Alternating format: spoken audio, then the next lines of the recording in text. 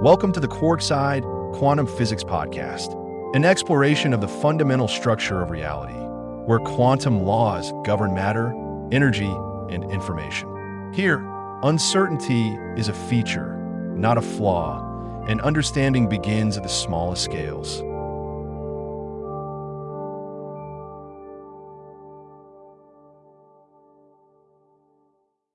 Hello, everyone, and welcome back to the show. Today, we are embarking on a journey, an exploration, really, that wraps up a cliffhanger that has been dangling over the scientific world for exactly 100 years. That's a big one. It is. It's a story of rivalry, of absolute genius, and of the very fabric of reality itself. It really is. It's arguably the ultimate intellectual face-off. We're talking about a debate that defined the 20th century, and now, finally, in the 21st century, we have a conclusion. And it's written in hardware, not just on a chalkboard. Exactly. This isn't just about equations or, dusty lab equipment. It is a genuine clash of titans about how we understand the universe. And the cast of characters. Yeah. You literally couldn't write better protagonists. Mm-hmm. In one corner, we have the father of relativity, the man with the hair, the man who changed how we see space and time, Albert Einstein. Of course. And in the other corner, the godfather of quantum mechanics, the great Dane, Niels Bohr. Two absolute heavyweights. And for a long time, this rivalry was frozen in history. Specifically, there's that iconic image from the 1925 Solvay conference. Oh, I know one. I'm sure you do. If you've ever Googled physics history, you've seen it. It's that grainy, kind of sepia-toned photo where you have basically the smartest people who ever lived all sitting on one porch. Oh, I love that photo. Yeah. It looks so civilized, doesn't it? Just a bunch of guys in, wool coats and hats, relaxing, maybe a little slumped in their chairs, deep in conversation. Mm-hmm. You see Marie Curie looking stoic, Schrödinger looking thoughtful, but right in the center, there they are, Einstein and Bohr. And that civilized exterior was hiding a philosophical war. Einstein notoriously was deeply, deeply skeptical of the new quantum mechanics that Bohr was championing. He couldn't stand it. He really couldn't. He had that famous line, which I think even people who have no interest in physics know, God does not play dice with the universe. Which was his way of saying that reality shouldn't be random, right? Yeah. He believed that if you knew enough, if you had enough data, you could predict everything. Yes. The universe should be orderly, clockwork. Cause and effect. Exactly. Einstein was a determinist. He believed in a direct line from A to B.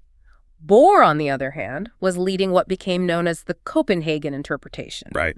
And he argued that at a fundamental level, the universe, well, it is probabilistic. Things don't have definite states, like a specific location or a specific speed, until you measure them. Before that measurement, they're just a cloud of possibilities, a smear. A smear is a great way to put it, a wave of potential. And for a century, the textbooks have told us Bohr won. The narrative has always been. Einstein was the old guard, he was brilliant, but he couldn't keep up, he was wrong. But he didn't go down without a fight. Oh, not at all. He kept throwing these brain twisters, these Gedanken experiments or thought experiments at Bohr to try and break quantum theory. He was looking for a crack, a contradiction. He wanted to find a logical inconsistency to prove that quantum mechanics was incomplete. And that is where our story gets incredibly fresh. Because on December 31st, 2025, just a couple of months ago, scientists in China published a paper. In Physical Review Letters. That's the one. And they didn't just discuss Einstein's argument, they actually built it. They built the machine Einstein designed in his head to prove Bohr wrong. That's amazing. After 100 years. 100 years. They took this thought experiment, which was intended to destroy the principle of complementarity, and they turned it into real hardware. So our mission today is to unpack this specific experiment. We're going to look at the recoil slit paradox, understand why Einstein thought he had Bohr cornered, and reveal how, yet again, Einstein might have lost the battle. But in doing so, he helped us win the war for understanding the quantum world. That is a beautiful way to put it. This isn't just about who was right or wrong. It's about how the debate itself sharpened our tools to probe reality. Okay, so let's set the stage. We need to go back to 1927, the theoretical battleground. The core of the disagreement was something called complementarity.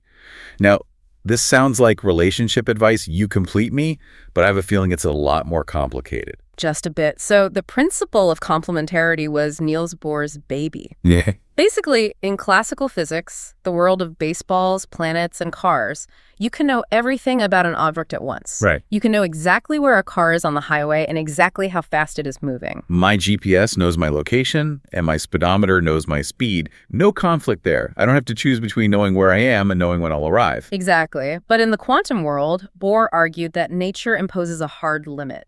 There are pairs of properties, they're called conjugate variables, that simply cannot be known simultaneously with perfect precision. And the most famous pair is position and momentum. That's the one. Location and speedish. Momentum is mass times velocity. Bohr said you can design an experiment to measure an electron's position perfectly. Or you can design one to measure its momentum perfectly. But you cannot, under any circumstances, do both at the same time. And not because your tools are bad, not because you're clumsy. No, that's the key. It's because nature itself forbids it. The very act of measuring one with precision fundamentally blurs the other one out of existence. I always try to visualize this because it feels so counterintuitive. It's like, okay, imagine you're trying to understand a piece of music. Okay, I like where this is going. If you pause the song, you can say, okay, this exact millisecond, the note is a C sharp. You have the position of the song perfectly. Right, a frozen snapshot in time. But in that frozen moment, there is no melody. There's no tempo. You lose the momentum of the music. That is actually a brilliant analogy. There's no rhythm. Exactly. But if you let the song play, you hear the melody, you feel the rhythm and the speed, the momentum, but you can no longer pin it down to a single frozen instant. You can have the flow, or you can have the snapshot. You can't have both. That captures the essence of it perfectly. And in the quantum realm, it's not just a limitation of your hearing or your pause button. The particle itself doesn't have a defined position and momentum simultaneously. Wow. This concept undergirds everything in quantum mechanics, including Heisenberg's uncertainty principle and, of course, wave-particle duality. Okay, wave-particle duality. This is the other big beast we need to wrangle before getting to Einstein's trap. This brings us to the double-slit experiment. The classic. The one experiment that, if you can wrap your head around it, you're halfway to understanding quantum mechanics. It was first done with light by Thomas Young way back in 1801, right? With light, yes. But the really mind-bending version was in 1927 with electrons. Because an electron, we think of it as a particle, a little ball. Or a thing. A thing. And that's where our intuition breaks. Okay, let's do a quick recap for anyone who hasn't thought about high school physics in a decade. You have a barrier with two vertical slits in it. You fire particles, let's say electrons, one by one at the barrier. Behind it, there's a detection screen. Correct. Now, if particles were just like little tennis balls or bullets, you would expect them to pass through the left slit or the right slit and pile up in two distinct bands on the screen behind them. Two slits, two piles. Simple. That's what happens if I throw sand through a fence. But that is absolutely not what happens with quantum particles. Instead, you get an interference pattern. You see a series of alternating bright and dark stripes fringes spread across the screen. And that's a wave phenomenon. It's only a wave phenomenon. This is exactly what water waves do. When two waves meet, the peaks add up to make bigger peaks, and a peak meeting, a trough, cancels out. So this proves that these tiny particles are actually acting like waves. The electron leaves the gun as a particle, but it seems to spread out like a wave, go through both slits at once, interfere with itself. Yes, it interferes with itself. And then it hits the screen as a particle again in one specific spot. Exactly. This demonstrates the wave nature of matter. But here is the kicker, and this is where complementarity comes roaring back. If you try to sneak a peek, if you put a little detector by the slits to see which one the particle actually went through. To force it to reveal its particle nature? Yes. The moment you do that, the wave pattern disappears. You just get the two piles of tennis balls. That is the part that always freaks people out. It's like the universe is gaslighting us. Oh, you're watching. Fine, I'll behave normally. You're not watching. I'll get weird. It's the ultimate observer effect. You can see the wave, the interference, or you can see the particle, which path it took, but you absolutely cannot see both. That's complementarity in action. And that is exactly what Einstein hated. He detested it. He hated the idea that the act of measuring changed reality, or that the particle didn't have a defined path until we looked. He felt there were holes and inconsistencies in this whole picture. He called it spooky action at a distance. He wanted to find a contradiction. He wanted to catch nature in a lie. He wanted to show that you could cheat. that you could, in theory, know which path the particle took without destroying the interference pattern. And if he could do that, he would prove that complementarity was wrong and that quantum mechanics was, at best, an incomplete theory. So, enter the Gedanken experiment, the thought experiment. This is the setup that the Chinese team finally built in 2025. Walk us through Einstein's brilliant, sneaky design. How did he plan to outsmart the universe? So Einstein looks at the double slit experiment and says, okay, I see the problem. Putting a detector right at the slits, that disturbs the particle. That's too invasive. So I won't touch the double slits. I won't put a detector there. Okay, a hands-off approach. Right. Instead, he proposes adding a third slit. A third slit where? Before the double slit. So imagine a first barrier with just one single slit. The particles have to pass through this single slit first before they travel onto the double slits and then to the screen. Okay, so it's like a funnel. They go through the single slit, then fan out to the double slits. How does that help Einstein? It just seems like an extra step. But here's the genius twist. Einstein said, let's make this first barrier, the one with the single slit, movable. Movable how? Let's mount it on very sensitive, essentially friction-free springs so it can move up and down. Springs. Okay, why springs? Momentum. Newton's third law. For every action, there is an equal and opposite reaction. Okay, bring this down to earth for me. Imagine a skateboarder standing on a floating raft in a pool. If the skateboarder jumps forward off the raft to get to the pool deck, The raft kicks backward. It recoils. exactly, the raft recoils. Now imagine the skateboarder is our particle, and the raft is the single slit on springs. Yeah. The particle passes through that single slit. For it to reach the top slit of the double slit barrier, it has to be deflected slightly upwards. Right. Well, to go up, it has to push off of something. It imparts a tiny kick downwards on the single slit. It pushes the single slit down. Oh, I see. It's like a swimmer pushing off the side of a pool. To go forward, you have to push the wall backward. Exactly. And if the particle goes downwards towards the bottom slit, what does it do to the single slit? It kicks the single slit up. Precisely. Right. So Einstein's logic was, I don't need to look at the particle itself. I just need to watch the single slit. If the slit recoils down, I know the particle went up. If the slit recoils up, I know the particle went down. So he gets the which path information. He gets the particle information, yes. He's using the conservation of momentum to measure the path indirectly. He called it a recoil slit. And the beauty of this trap, the gotcha that Einstein thought he had, was that the slit is just a dumb mechanical object, right? It's just a wall on springs way over here. He argued that measuring the wiggle of the wall shouldn't bother the particle, which is now flying way over there. That was his bet. So the particle should still act like a wave and create those interference fringes on the screen. That was his argument. He said, look, I have path information from the recoil, and I should still see interference on the screen. Therefore, I have observed particle and wave simultaneously. Checkmate. Bohr. Checkmate. Complementarity is broken. Quantum mechanics is incomplete. God does not play dice. It sounds so solid. I mean, from a classical perspective, it's flawless. If I throw a ball and it pushes a swing, measuring how the swing moves doesn't magically change where the ball lands. That's the intuition Einstein was banking on. He presented this to Bohr at the Solvay conference, probably with a bit of a smirk, thinking he had finally won. He thought he had found the loophole. But Bohr was like the Jedi master of counter-arguments. He didn't just say no. He supposedly spent a sleepless night on it and came back the next day. He did. And this rebuttal is legendary. It's one of the great moments in the history of science. Bohr looked at the setup and said, okay, Albert, let's look at your springs. Let's look at your wall. No. Bohr pointed out that to know which way the particle went, you need to measure the recoil, the change in momentum of the slit very, very precisely. You need to be sure that the slit moved down just a tiny bit and not, just randomly jiggled. Right, otherwise you don't actually know the path. Yeah. If you can't measure the kick accurately, the whole experiment is pointless. But, Bohr reminded Einstein, the slit itself is a physical object. It is made of atoms. It is therefore subject to the laws of quantum mechanics, too. He turned the quantum weirdness back on the measuring device itself. He did. He said, Albert, if you measure the momentum of the slit with extreme precision, what happens according to your friend Heisenberg's uncertainty principle? Oh, wait, we're back to the music analogy. If you know the momentum perfectly, the position becomes uncertain. Bingo. The more precisely you measure the recoil, the momentum of the wall, the less you know about where the wall actually is in space. So the slit starts, being fuzzy. Jiggling. In a quantum sense, yes. The uncertainty in the slit's position gets larger and larger. And here's the kill shot.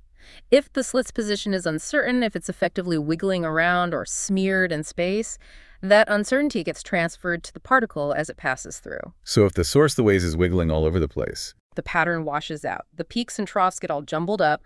Bohr calculated that the uncertainty in the slit's position would constitute a blurring effect exactly large enough to completely wipe out the interference fringes on the screen. that is incredible. So Bohr's comeback was, go ahead, Einstein, measure the recoil. But the moment you measure it accurately enough to know the path, the slit itself will jitter enough to destroy the wave pattern you're looking for. That's it. You can know the path, recoil, but the cost is the interference pattern. Complementarity is saved. Nature covers her tracks. It's like nature has a built-in privacy setting. You cannot hack it. So in 1927, Bohr won the debate on the chalkboard. Einstein conceded the point, though he never really gave up on his philosophical objection, but physics is an experimental science. Right. You can argue math all day, but until you build it, you don't really know. And that brings us to the present day, or rather, December 31st, 2025. Why on earth did it take a century to actually build this? We've been to the moon, we have iPhones, why couldn't we put a slit on a spring? It sounds so simple when you say it like that. Yeah. Well, it's because putting a tiny slit on momentum-sensitive springs that can feel the kick of a single electron or photon is hard. Hard is an understatement. Yeah. It's technologically nightmare. How small is the kick we're talking about? What's the scale? Imagine a single mosquito crashing into an aircraft carrier. Do you think the captain of the carrier feels the ship recoil? Definitely not. No way. That's the scale of the problem. A photon or an electron has almost zero mass. A mechanical spring made of metal or even silicon is just astronomically too heavy. It wouldn't even register the impact. It's lost in the noise. So how did Jianwei Pan and his team at the University of Science and Technology of China crack this? They didn't invent some impossibly tiny metal springs, did they? No, they did something much more clever. They realized they needed a substitution. They needed a slit that was light enough that a single photon could push it around. What's lighter than a piece of metal foil? An atom, a single rubidium atom. Wait, pause. The slit is an atom. Yes. This is the brilliance of the modern apparatus. They used a single rubidium-87 atom as the movable slit. Okay, my brain just stuttered. How does an atom act as a slit? A slit is a hole. An atom is, well, it's a thing, a ball of matter. Think of it less as a physical hole and more as a scattering center, or like a traffic circle for a photon. A roundabout. Right. The photon comes in and interacts with the atom. In this particular experimental setup, the atom acts as an ultralight beam splitter. The photon effectively bounces off it and can go one of two ways, left or right. Okay. But because the atom itself is so light and is free to move, when the photon bounces off it, it imparts momentum to it. It gives it a kick. So the atom is the wall on springs. But where are the springs? You can't just have an atom floating in a vacuum. It would fly away or fall down with gravity. The springs are lasers. They use a remarkable piece of technology called an optical tweezer. I love that term, optical tweezer. It sounds like a tool Doctor Who would use. It's exactly what it sounds like. By focusing laser beams very, very tightly, you can create an electromagnetic potential, well, an energy trap. A trap made of light. Yes. The atom is held right in the center of the beam. If it tries to move away from the center, the light itself pushes it back. It behaves mathematically exactly like a particle in a harmonic potential, which is just the fancy physics way of saying it's sitting on a spring. That is so cool. So we have a single rubidium atom trapped in a laser beam acting as the slit, and we're firing a photon at it. And crucially, they had to cool this atom down, way, way down, to its ground state of motion within the trap. Why does it need to be so cold? Because temperature is just jiggling. It's random thermal motion. If the atom is hot, it's already bouncing around wildly inside the laser trap. You'd never be able to detect the tiny, tiny kick from the photon against all that background noise. It'd be like trying to hear a pin drop at a heavy metal concert. Perfect analogy. They had to cool it until it was almost perfectly still, except for its unavoidable, fundamental quantum uncertainty, of course. So let me get the whole picture. Photon comes in, hits the rubidium atom trapped in the laser springs. The photon scatters left or right, creating the two paths for interference. All right. And as it scatters, it kicks the rubidium atom, which recoils in the opposite direction. Exactly. And here's where it gets really interesting, the entanglement. the momentum of the atom becomes inextricably entangled with the path of the photon. They're linked. They're linked. If the photon goes one way, the atom goes the other. They are no longer two separate things. They are a single quantum system. Measuring one instantly tells you about the other. So they aren't two separate things anymore. No. And now comes the test. After 100 years, they can finally ask the question, did they see what Einstein predicted or what Bohr predicted? Well, the most amazing part of this 2025 experiment, I think, is that they could tune it. They had a knob. A knob for what? A knob for the springs. By varying the power of the lasers, what they call the trap depth, they could change how tightly the rubidium atom was held. Oh, I see. So they could make the laser springs very stiff or very loose. Exactly. And this dynamically tuned the rubidium atom's intrinsic momentum uncertainty. Okay, let's unpack that. If the trap is loose, the springs are soft. If the trap is loose, the atom can move around pretty easily. This means if a photon kicks it, it will recoil a measurable amount. You can see the kick. So a loose trap equals a good recoil measurement, which means you get good which path information. Right. You know which way the photon went. And in that scenario, what did Bohr predict would happen to the interference fringes on the screen? They should disappear, vanish into a blur. And they did. When they made the trap loose, reducing the momentum uncertainty of the atom so they could see the kick, the interference fringes on the screen became blurry. They washed out. Bohr wins round one. But then they turned the knob the other way. They tightened the trap, made the laser springs really stiff. Now the atom is held rigidly in place. So you can't measure the recoil. The atom barely moves when the photon hits it, so you have no idea which way the photon went. Exactly. You lose the path information completely. And what happened to the fringes? Let me guess. They came back. Sharp and clear. High visibility. So they could literally dial it in, turn the knob towards know the path, and the wave disappears. Turn the knob towards don't know the path, and the wave appears. It's a continuous transition. They could dial in 50% path information and get a 50% blurry pattern. It matched Bohr's predictions perfectly. The paper explicitly states that the visibility of the interference is determined by the degree of quantum entanglement between the photon and the slit. Wow. That quote is heavy. Entanglement between the photon and the slit. It means the measuring device, the slit, and the thing being measured, the photon, aren't separate anymore. They're one system. That's the profound insight. Einstein wanted to treat the slit as a passive bystander. He wanted to stand outside the universe and look in without affecting it. And Bohr and this experiment proved that the bystander is part of the drama. You can't watch the show without being on stage. Now, we've been painting a very clean, beautiful picture here. Lasers, atoms, knobs. It sounds like it was designed by Apple. Yeah, the eyes lit. But reading through the source material, it seems like the actual execution had some messy reality to deal with. It wasn't just smooth sailing. Oh, it never is in experimental physics. There was a major gotcha that almost ruined the entire data set. Atom heating. Heating. But you just said they cooled it to the ground state? They did. But lasers aren't perfect. The powerful lasers forming the optical tweezer have tiny, unavoidable frequency drifts, little jitters in their color. These drifts cause the depth of the trap, the stiffness of the springs, to ramp up and down slightly. And that shaking heats up the atom, like jiggling a cup of coffee. Exactly. It scatters photons and adds energy to the atom. This isn't the clean quantum recoil. This is just messy, random energy. Okay. Call this classical heating. And why is that a problem? Because a hot, jiggling atom blurs the fringes too. Oh, no. I see the problem. You could look at your blurry fringes and say, aha, quantum mechanics, Bohr was right. But actually, it's just, oops, our atom got hot and is vibrating all over the place. Precisely. The classical heating was mimicking the quantum effect. They had to distinguish between quantum blurring, which is the Bohr effect, and classical blurring, which is the heating effect. If they couldn't separate them, the experiment proves nothing. It's just a broken thermometer. That sounds like an absolute nightmare. How do you take the temperature of a single atom while you're in the middle of a delicate quantum experiment? You can't exactly stick a thermometer under its tongue. No, you do something much cooler. You use scanning Raman spectroscopy.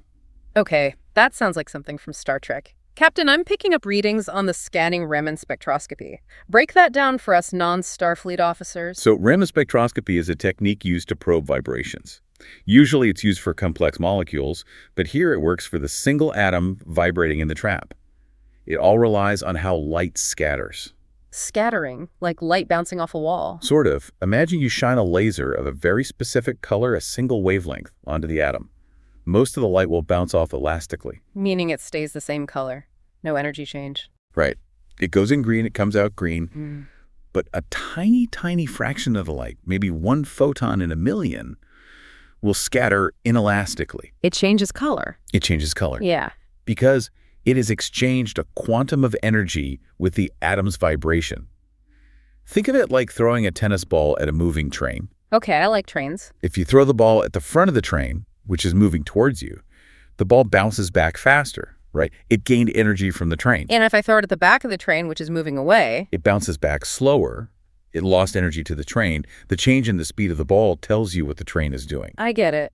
So if the laser light gives some energy to the atom to make it vibrate more, the light comes out with less energy. It shifts toward the red end of the spectrum. And if the light steals some vibration energy from an already jiggling atom, the light comes out with more energy. It shifts toward the blue. That's it. By looking at the ratio of the higher frequency blue shifted light to the lower frequency red shifted light, they can calculate exactly how much the atom is vibrating. And the vibration level is the temperature. Correct. The population of the vibrational modes follows a known rule, the Bose-Einstein distribution. By measuring this ratio of scattered light, they could calculate the atom's effective temperature in real time during the experiment. That is just incredibly clever. So they could look at their data and say, okay, the total blur is this much. We know from our Raman scan that 10% of this blur is due to heat, so let's subtract that mathematically and see what's left. Exactly. They calibrated for the heating effect. And once they stripped away the noise of the classical heating, the pure quantum effect was still there, matching Bohr's prediction. The pure signal. The pure quantum signal. Bohr was still right. It's amazing the lengths they had to go to. It's not just building the trap. It's building the system to check the trap. It's like building a car and then building a separate robot to drive alongside the car, just to make sure the speedometer is working correctly. And that's why this paper is in Physical Review Letters. It's a tour de force of experimental control. They also mentioned something fascinating about this, allowing them to see the quantum to classical transition. What's that? Well, because they can track both the heating, which is a classical effect, and the entanglement, the quantum effect. Yeah. They can actually observe the boundary. They can see exactly where the quantum behavior gets swamped and washed out by the classical noise. It's like watching the fog roll in. You can see the edge of it the moment clarity turns into obscurity. Yes. And this leads us to the big picture implications. Why does this matter? I mean, we all kind of knew Bohr was probably right. Textbooks haven't changed in 80 years on this. Why go to all this trouble? I have a few thoughts, but tell me yours first. Why do you think this is so significant? Well, first, there's just the historical satisfaction. Realizing a famous thought experiment is a milestone in itself. It's like finally filming the ending of a script that was written in 1927. It closes the loop. It honors the debate. I agree completely. It's a capstone on one of the greatest arguments in science. It's respect for the giants. But scientifically, it's more than that.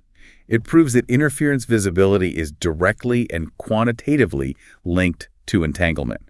It's not just some vague magic blur. It's a specific mathematical relationship between the probe and the particle. So it puts a number on the spookiness. Exactly. And what about the future? The authors made it clear they aren't done yet. This wasn't a one-off experiment just to prove a point. No, they have big plans. They want to use something called quantum state tomography. Tomography. Yeah. Like a CT scan for a quantum state. That's a great way to think about it.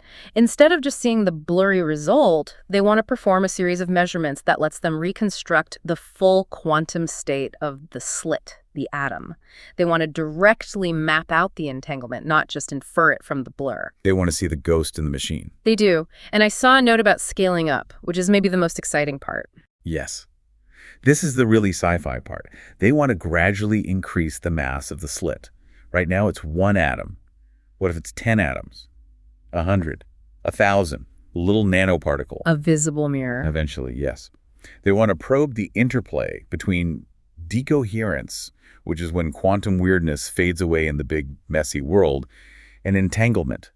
At what point does a slip stop acting like a quantum object subject to the uncertainty principle and start acting like a classical wall that just sits there? That's the holy grail, isn't it? Finding the line between the quantum world and the everyday world we live in. We know an electron is quantum. We know a bowling ball isn't. But where is the line? Is there even a sharp line? Exactly. And this experiment gives us a new way to push that boundary, to see how big something can be and still be spooky. It's essentially a new tool to test ideas like Schrödinger's cat. It's funny, we started this whole journey talking about Einstein trying to break quantum mechanics. He designed this recoil slit experiment to prove it was incomplete. And in doing so, he gave future generations the very roadmap to prove how robust and strange it really is. It's the ultimate irony. The spooky action he hated, entanglement, is exactly what makes the universe work, and it's exactly what this experiment detected and measured. Einstein might have lost the debate, but his skepticism forced physics to be more precise, more rigorous. We wouldn't have this deep understanding of the measurement problem and entanglement if he hadn't challenged Bohr so hard for so many years. It really is a clash of the titans where the audience asks, a century later, is the real winner. Absolutely. So as we wrap up this exploration, I want to leave you, the listener, with a thought.